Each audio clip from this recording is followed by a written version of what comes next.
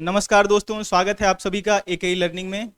तो अब हमारी एक नई सीरीज कंटिन्यू होने वाली है जियोग्राफी की, जिसे मैं आप सभी को एक्सप्लेन करूंगा, पढ़ाऊंगा।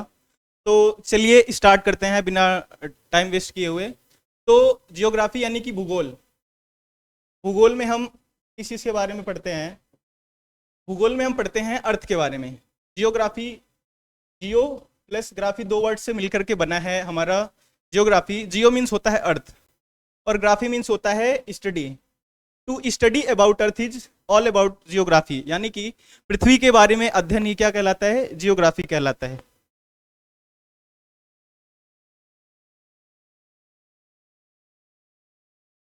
तो पृथ्वी का अध्ययन, स्टडी ऑफ अर्थ।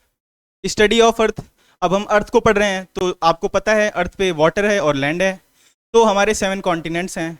तो फिर क्या है कि या तो एक आपकी स्पेसिफिक कंट्री होगी, आप किसी देश के निवासी होंगे जहाँ पे आप रह रहे होंगे, और एक पूरा का पूरा वर्ल्ड है, वसुधैव कुटुंबकम, ठीक है।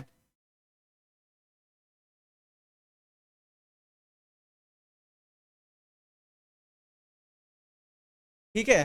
तो एक विश्व में जहाँ पे हम रह रहे हैं, वसुधैव कुटुंबकम की जो हम बात करते हैं, और दूसरा हमारा भारत, जो कि इस थीम को आगे लेके जा रहा है। तो जब हम अपने भारत के बारे में पढ़ते हैं, भारत का भूगोल, तो हम to study about Indian geography. और दूसरा हम जब वैश्विक परिप्रेक्ष्य में पढ़ते हैं तो वो है हमारा विश्व, वर्ल्ड ज्योग्राफी, यानी कि विश्व का भूगोल, ठीक है। अब आगे पृथ्वी। पृथ्वी क्या है हमारा? पृथ्वी हमारा जो है, इस पे 70% अप्रोक्सीमेट पानी है। ज़्यादातर हिस्सा अर्थ का क्या है? पानी से ढका हुआ है। और इसमें जो है 29% जो है लैंड मास है, यानी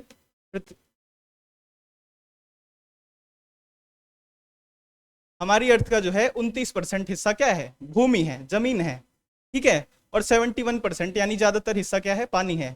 सेम चीज़ हमारे बॉडी में है। हमारे बॉडी का जो 70% हिस्सा है उसमें पानी है, ठीक है। और हमारी जो ये,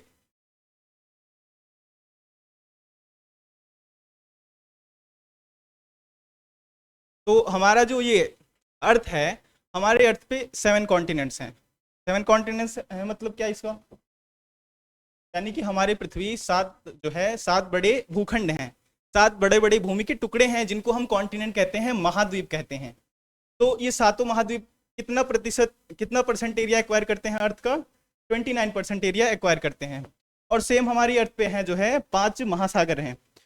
5 महासागर हैं, यानी कि बहुत बड़ी बड़ी वाटर बॉडीज जो कि बहुत ज़्यादा मात्रा में जो है जल संग्रह करती हैं, वो 71% पानी एक्वायर करती हैं।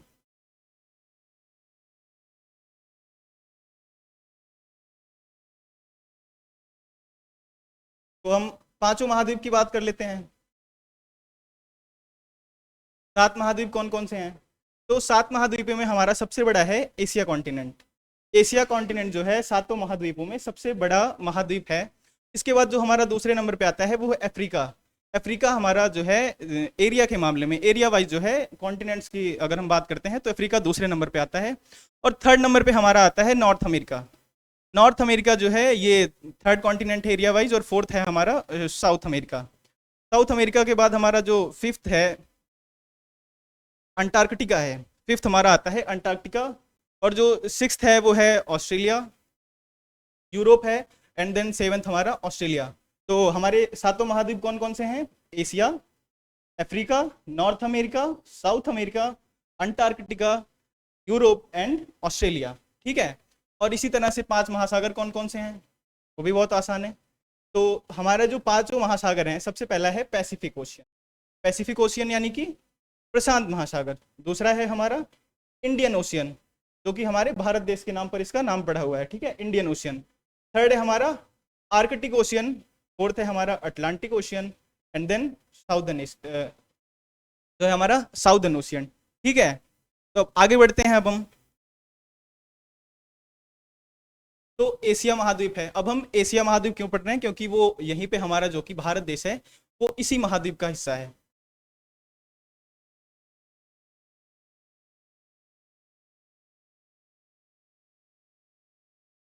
ठीक है, जो हमारा भारत देश है वो इसी महाद्वीप का हिस्सा है, एशिया महाद्वीप।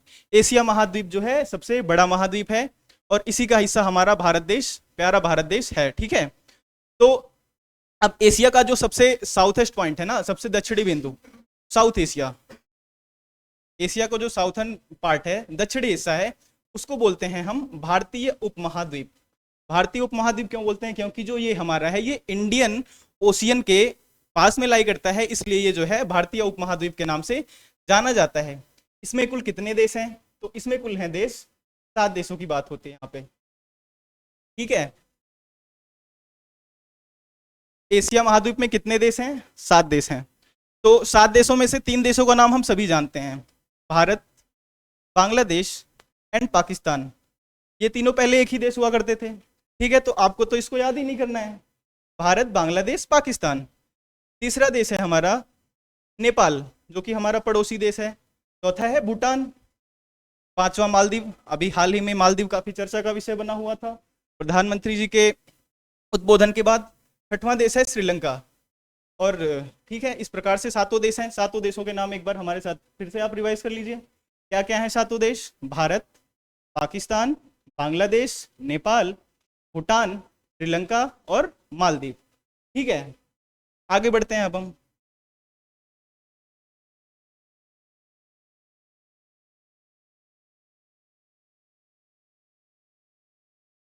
अब हम अपने भारत देश की बात करते हैं।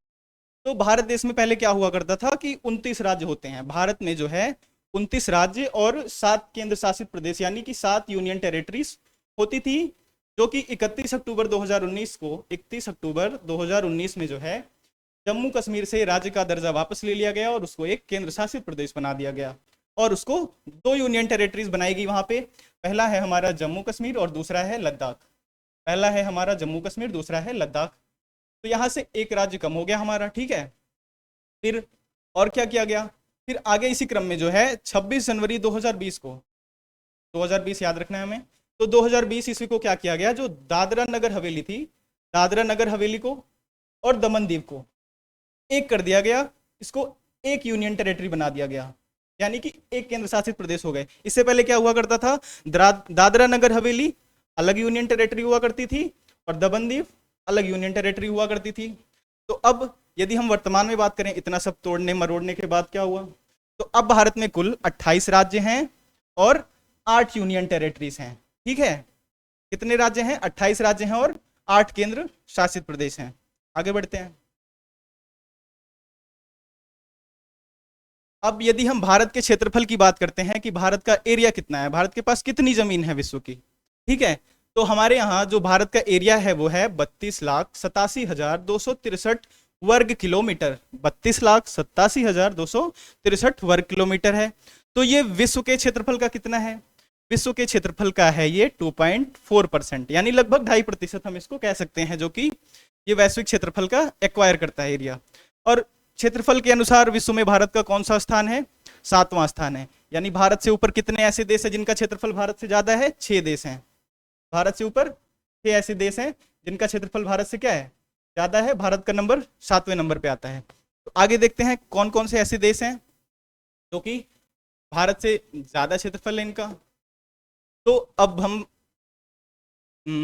तो जो पहला सबसे बड़ा देश है, जो सबसे ज्यादा क्षेत्रफल जिसके पास है, जो यानी कि जिसके पास सबसे ज्यादा जमीन है विश्व में, तो वो है रूस। हमारा हमारा रूस है। रूस और यूक्रेन का भी हाल ही में लड़ाई चल ही रही है। दूसरा देश है हमारा कनाडा। थर्ड नंबर पे आता है हमारा पड़ोसी देश चाइना। फोर्थ नंबर पे आता है यूएसए। यूएसए को ही हम क्या बोलते हैं? अमेरिका भी बोलते हैं। इससे को ही क्या बोलते हैं? अमेरिका बोलते हैं।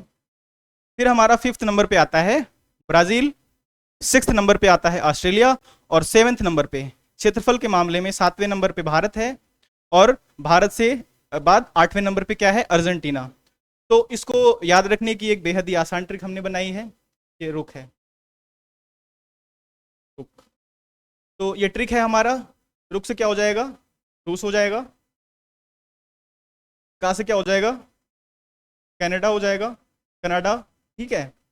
रुक चीन अब आया भारत। आपको बस इतना याद रखना है और आपके देशों के नाम याद हो जाएंगे। रुक चीन अब आ भारत। तो चीन, चाइना जानते हैं आप। आ से अमेरिका, फॉर अमेरिका, आ से अमेरिका यहाँ पे है, ठीक है। पा से हमारा हो जाता है ब्राजील। ब्राजील हो गया, और आ से क्या है, ऑस्ट्रेलिया।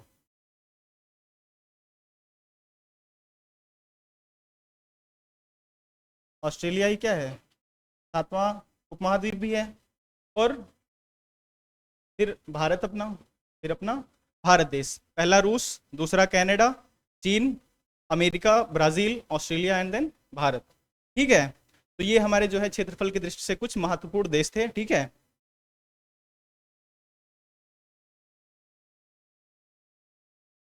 भारत की जनसंख्या, अब तक हमने बात की कि भारत के पास कितना क्षेत्र है, कितनी जमीन है। अब उस जमीन पे रहते कितने लोग हैं, कितने निवासी हैं, उसकी जनसंख्या क्या है। जन मतलब लोग, संख्या मतलब उनकी काउंटिंग के कितने लोग रहते हैं भारत में, तो भारत की जनसंख्या क्या है। तो जनसंख्या मतलब सेंसस, जब 2011 में जब यहाँ पे जनगणना हुई थी भारत में, भारत की, तो उस समय हमारी आबादी लगभग, जनसंख्या जो थी वो 121 करोड़ थी।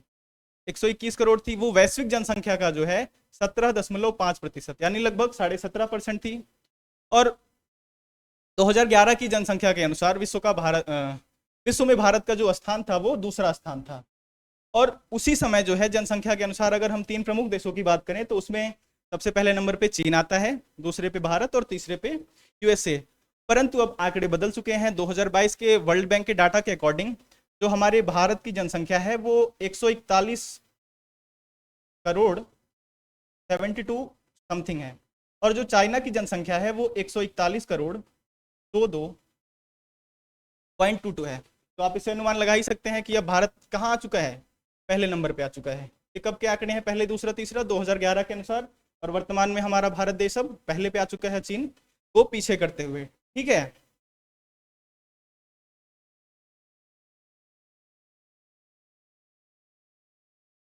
अब भारत कहाँ पे लाई करता है, अगर ये हमारी पृथ्वी है, अगर ये हमारी पृथ्वी है, तो इसमें भारत कहाँ लाई करता है। भारत जो है, जैसा कि आप सभी लोग जानते हैं, एक ऐसी इमेजिनरी लाइन है जो जो अर्थ को दो इक्वल पार्ट्स में डिवाइड करती है, उसका नाम क्या है, इक्वेटर है। तो जो इक्वेटर के ऊपर का हिस्सा है उसको बोलते हैं हम नॉर्दर्न हेमिस्फेयर, नॉर्थ, और जो उसके नीचे पड़ता है उसको बोलते हैं साउदर्न हेमिस्फेयर, यानी कि दक्षिणी गोलार्ध और उत्तरी गोलार्ध। तो उत्तरी गोलार्ध में यहाँ कहीं पे हमारा प्यारा भारत लाई करता है, ये ईस्ट है और ये वेस्ट है। ठीक है, तो उत्तरी गोलार्ध, उत्तर पूर्वी गोलार्ध में, उत्तरी गोलार्ध में है तो बट उसके कौन से हिस्से में, पूर्वी हिस्से में पड़ता है हमारा भारत, उत्तर पूर्वी गोलार्ध में स्थित है। कुल कितनी अक्षांश रेखाएं हैं, तो कुल 181 अक्षांश रेखाएं यहां से गुजरती हैं। और कुल अक्षांश वृत्तों की संख्या कितनी है, तो वो है 179। अब कुल कितने देशांतर रेखाओं की संख्या कितनी होती है, तो वो होती है 360 देशांतर रेखाएं। देशांतर रेखाएं क्या होती हैं, देशांतर रेखाएं वो होती हैं जो पृथ्वी को उत्तर से दक्षिणी, ये ऐसे आपने बुक्स में पढ़ा होगा, क्लास में 7th क्लास में जब भी आपने पढ़ा होगा भूगोल, तो ये हमारी हैं देशांतर रेखाएं। ठीक है, और दूसरी तरफ ये हमारी इक्वेटर है। इक्वेटर के पैरेलल में जितनी भी लाइनें जाती हैं, यहीं पे हमारी कौन सी लाइन पड़ती है, कर्क रेखा, और इधर कौन सी रेखा पड़ती है, मकर रेखा। तो ये जो लाइनें हैं ये है हमारा अक्षांश, इसी को बोलते हैं लैटिट्यूड। अक्षांश को क्या बोलते हैं, लैटिट्यूड, और इसका क्या नाम है, ये है देशांतर रेखाएं। देशांतर रेखाओं की संख्या कितनी है, 360। ठीक है, इसको बोलते हैं लॉन्गिट्यूड। ठीक है, आगे बढ़ते हैं फिर। ठीक है,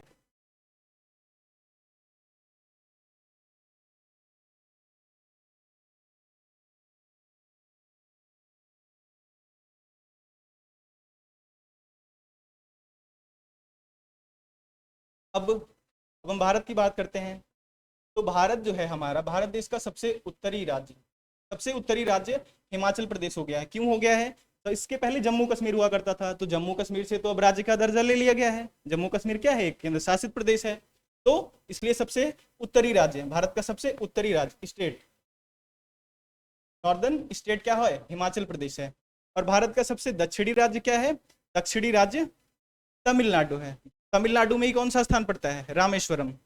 भारत का पूर्वी राज्य कौन सा है, जहां पे अरुणोदय होता है, अरुण यानी कि सूर्य, सूर्योदय होता है, तो जहां पे सूर्य सबसे पहले दिखाई देंगे वो कौन सी दिशा होगी, पूर्वी दिशा होगी। तो सबसे पूर्व में कौन सा प्रदेश है हमारा, अरुणाचल प्रदेश है। और भारत का सबसे पश्चिमी राज्य कौन सा है, गुजरात है। सबसे पश्चिमी राज्य कौन सा है, गुजरात है। तो याद हो गया, उत्तरी हिमाचल प्रदेश, दक्षिणी तमिलनाडु, और पूर्वी राज्य अरुणाचल प्रदेश, और पश्चिमी राज्य गुजरात। ठीक है।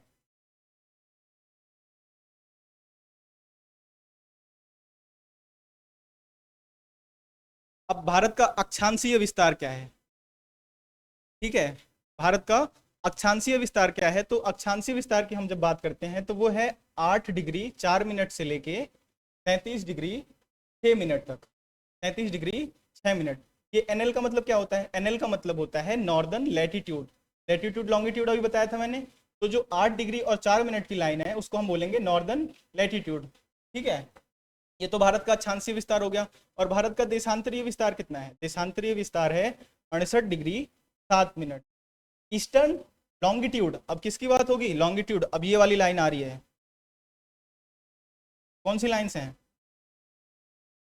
लॉन्गिट्यूड है। ठीक है, तो 68 डिग्री 7 मिनट ईस्टर्न लैटिट्यूड से 97 डिग्री 25 ईस्टर्न लॉन्गिट्यूड तक जो है भारत का देशांतरीय विस्तार है।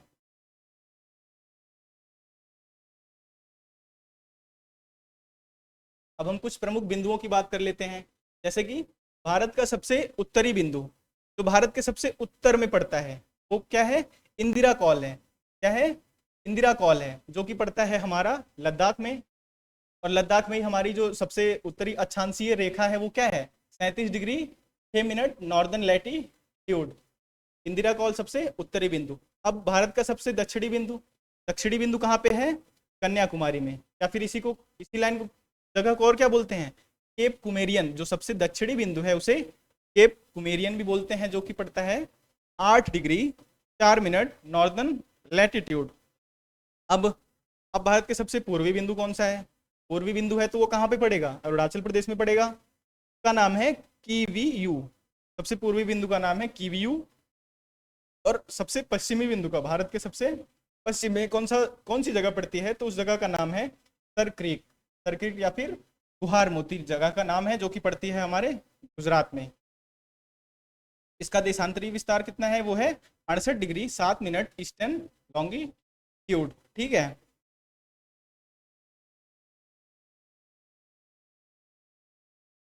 अब भारत का सबसे दूरस्थ दक्षिणतम बिंदु, दूरस्थ क्यों बोला गया, क्योंकि अब ऐसा बिंदु जो भारत से जमीन पे तो था, हमने उसको पढ़ लिया, कन्याकुमारी में है। बट भारत का कुछ हिस्सा जो है अंडमान निकोबार में भी है। अंडमान निकोबार में जो पॉइंट पड़ता है वो भी भारत का ही हिस्सा है। वो जो सबसे दक्षिणी बिंदु है उसको बोलते हैं हम इंदिरा पॉइंट। इंदिरा पॉइंट या फिर पिगमेलियन पॉइंट के नाम से उसको हम जानते हैं, जो कि कहाँ पड़ता है, ग्रेट निकोबार में। कहाँ पड़ता है, ग्रेट निकोबार में पड़ता है। अब भारत की यदि हम लंबाई की बात कर लें, भारत का विस्तार कितना है, यानी नॉर्थ से साउथ, नॉर्थ से साउथ और ईस्ट से वेस्ट तक कितना विस्तार है। तो भारत का उत्तर से दक्षिण तक, उत्तर से दक्षिण तक यानी कि लद्दाख से लेकर कन्याकुमारी तक भारत की जो लंबाई है वो है 3214 किलोमीटर। लद्दाख से कन्याकुमारी तक 3214 किलोमीटर। ठीक है। और पूरब से पश्चिम, पूरब से पश्चिम यानी कि अरुणाचल प्रदेश और गुजरात के बीच, अरुणाचल प्रदेश से गुजरात के बीच की कितनी है दूरी, कितनी है, तो वो है लगभग 3000 किलोमीटर, 2933 किलोमीटर है। ठीक है।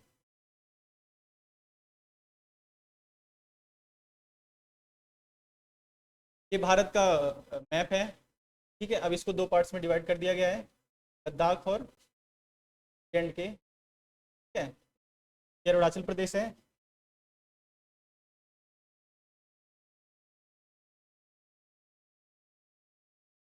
ये यहाँ पे पड़ता है भारत का सबसे ईस्टर्न पॉइंट, यहाँ पे सर एक से वेस्टर्न पॉइंट, सबसे southern point Kanyakumari.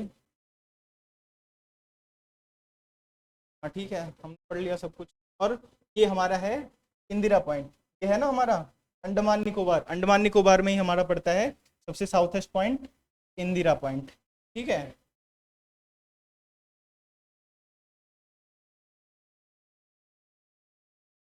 Thank you so much. आपने इतना समय दिया हमें। और अगर आपको वीडियो अच्छा लगा हो, जानकारी इन्फॉर्मेटिव लगी हो, तो आप हमारे सब्सक्राइब कर दीजिए, लाइक कर दीजिए, शेयर कर दीजिए अपने दोस्तों में, और कमेंट कर दीजिए आपको जो भी बात अच्छी लगी हो। ठीक है, थैंक यू सो मच।